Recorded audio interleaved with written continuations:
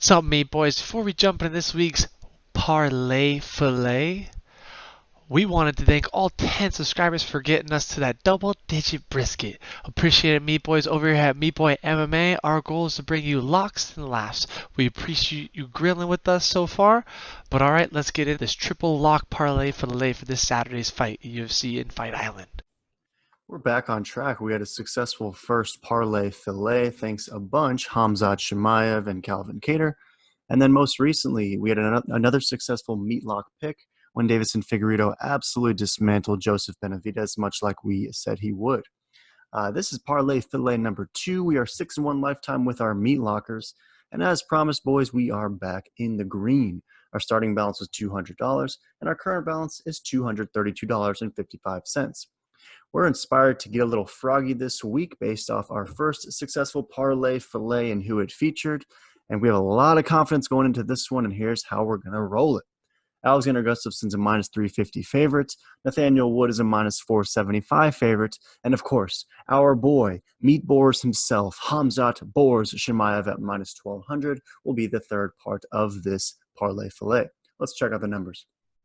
We're going to throw down 82.55. Again, minus 350 odds for Gustafsson, minus 1,200 odds for Khamzat Chimaev, minus 450 odds for Nathaniel Wood. And our 82.55 will profit $57.98. With this successful second parlay fillet, it will increase our new balance to 290.53. Again, guys, parlays, sometimes suckers bets. But we have a lot of analysis as to why these three individuals are a straight-up lock. We already know that Khamzat Chimaev is a lock, but let's talk about the others as well. Here we go. All right, meat boys, it's the first fight of the night, and it's our first lock of this parlay fillet. We're going with Nathaniel Wood over John Sexy Mexy Castaneda. We're going with the prospect Wood. He's 16-4, 3-1 in the UFC. He's got some nice wins over Jose Quinones, Andre Ewell, and obviously our boy Johnny Eduardo. But most recently, he just lost that KO to John Dodson. That was a fight he was winning, though. I thought he was controlling most of the action throughout those 3 rounds. And then John Dodson kind of just went yellow and got him with some slick veteranship towards the end of that fight. But I'm expecting Wood, the prospect, to rebound. I mean, this kid has the mindset. And although it was a major setback for him, it could be one of those fights that's a learning experience for him, right? He's young. I think he's only 26 years old.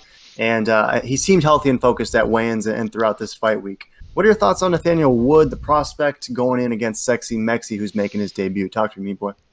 Yeah, I'm right there with you. I think Nathaniel Wood is going to be an absolute lock for this fight. He's coming off of a loss versus Dodson, but Dodson's a grizzled vet, tough dude.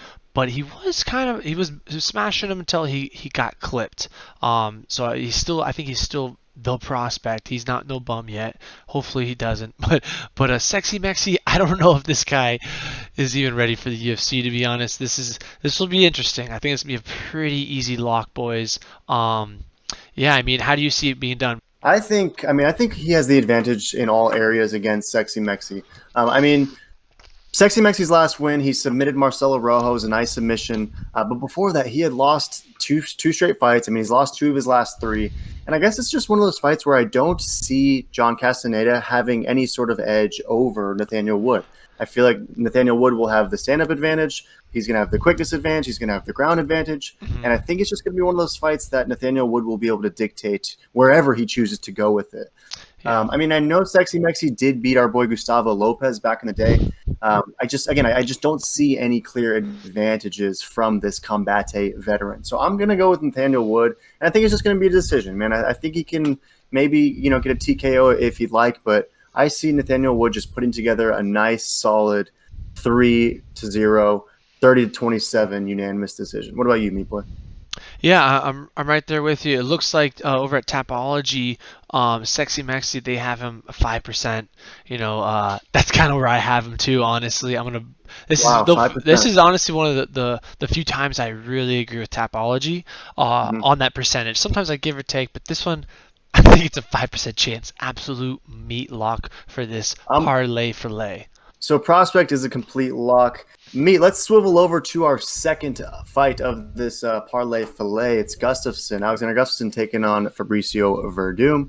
Werdum, we know, 23-9-1, 9-4 in the UFC, former heavyweight champ. He has those legend solidifying wins over Cain Velasquez and Fedor. Plus, he's beat over him. He beat Big Country, Little Nog, Travis Brown, Mark Hunt, Walt Harris, Marcin Tybura. I mean, if you can think of a heavyweight that's had some success in the UFC, Fabricio Werdum has probably beat him. But he's going up against Gustafsson. Alexander Gustafsson making his debut at heavyweight, 18-6 overall, 10-6 in the UFC with wins over Shogun, Jimmy Manuwa, Jan Blachowicz, and that amazing performance of the night KO over Glover Teixeira, who's kind of killing it right now. He's kind of finding himself late in his career. We think Gus is a straight-up lock. It's the second leg of our fillet. Why do you think Gus is going to get this done against Fabricio Werdum?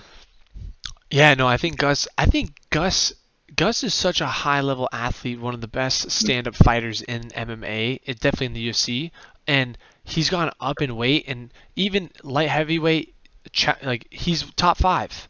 Mm-hmm. Heavyweight, I think he's top 3, top 4.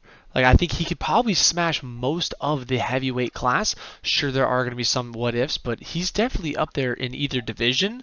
And I think he's going to prove that this Saturday versus Werdum.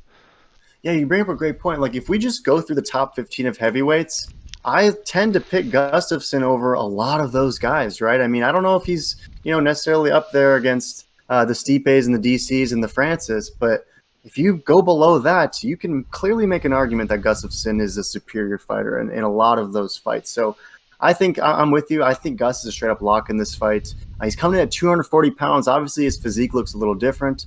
But maybe that's, it's a positive. One less thing to stress about, always, trying to make that weight. Now he can just kind of, adjust his diet a bit perhaps and have one less thing to worry about, right? I do have a question, though. Do you think that the speed and the cardio, which were two aspects of Gustafsson's game that he has historically been able to weaponize, do you think speed and cardio will prevail for him at heavyweight? Is he still going to have that speed advantage? Is he still going to have that insane cardio despite weighing in at 240? What do you think? Yeah, I mean, that's the what if, right? We've never seen him at 240. He might have it, might not. If I had to guess, though, I would say he's still got it. It's like DC, dude. He goes from light heavyweight to heavyweight, somehow has more cardio. Doesn't make any sense. So I think he's one of those athletes where it doesn't matter where they're at the weight, they can still keep that cardio for fighting. And that's where I wonder is Werdum going to be able to hold up with his cardio? I mean, he's pushing 42 years old. Like he's not looking the best like since he was champion. Sure. So it's gonna be interesting on maybe someone's gonna gas and get knocked out if they don't get knocked out early. As far as I know, I think that Gustafsson still has his dive master license. So we always talk about the Diaz brothers and their triathletes, contributing to their amazing cardio. We can't discredit the fact that Gustafsson is a professional scuba diver, a trained scuba dive master. And so it's very hard to do. Yeah. Very hard to do, right? And so I don't think that cardio is going to be too much of a factor. Mm-hmm. And even if it is, I can't see him having worse cardio than, 42 years old post-peak Werdum. I mean, I just don't. Ever since Werdum got suspended for those PEDs, I mean, we saw how he looked against Alexei Oleinik. I mean, if he can't beat Alexei Oleinik, are you telling me he's going to go out here and beat Alexander Gustafsson? I just don't buy it personally. How do you think Gustafsson gets it done, big boy? Yeah, I'm going to go with. I think it's going to be more of a KO later rounds due to I think he's going to gas out. Well, Verdum's going to gas out, and I think it's going to be KO'd by Gustafsson. I think he's going to be too good standing up, and he's going to finish it like that. I'm with you. Yeah, I think Gustafsson gets the finish as well. That's the second leg of our parlay fillet. Toggle over to the lock of all locks, please. The final leg of this parlay fillet. You guys know him well. It's Meatboy himself, Khamzat Chimaev. It feels like we just talked about him like a week ago. Yep. Because we did. He's back. He's fighting 2 straight times in 10 days. I believe he's one of a handful of fighters who have done that. Maybe the only one. You can correct me if I'm wrong. He's 7-0, 1-0 in the UFC. I got to tell you what I was most impressed with last week. Khamzat Chimaev came in and absolutely broiled John Phillips, a middleweight and a grizzled vet, right? He had that early body kick, and then it was just takedown and smash city for a round and a half before finally John Phillips tapped to a submission. In that fight, Khamzat Chimaev, I'm trying to pull up the stats here, he landed 124 total strikes to John Phillips's 2 strikes, okay? 124 to 2. And this was Khamzat at middleweight. This Saturday, he's making his debut at 170, welterweight. Talk to me about Khamzat Chimaev at 170. Are we going to see the same version? I tend to think so. What do you think about Khamzat this weekend? Yeah, I think it's even going to be a scarier, faster Khamzat. I think he's going to run through Skeletor. I really don't think McKee knows what he's getting himself into. This is the lock of all the locks that we've ever even talked about. Like, this is going to be just so free. Absolutely, I'm so excited for this fight. This is going to be crazy. Yeah, it's the lock of all locks. I mean, it's Khamzat Chimaev. Like you poignantly mentioned in our last Khamzat video, he hits like Justin Gaethje and mauls like Khabib. I mean, I just don't see Rhys McKee, who's tough Cage Warriors kid. He's the youngest fighter on this card. I just don't see him having enough to stop Khamzat Chimaev, aka Meat Boars. Tell me about the Tapology odds. What are your thoughts on the discrepancy featured there? What do you got? Yeah, I feel bad for McKee because only 4% of out of 1,000 plus people are thinking that he's gonna win over Boars. I mean, this is a London broil brisk, everyone. This is the lock of all meats. Yeah, it truly is. Once we hit this triple lock parlay fillet, we're gonna be sitting pretty still, chilling in the green.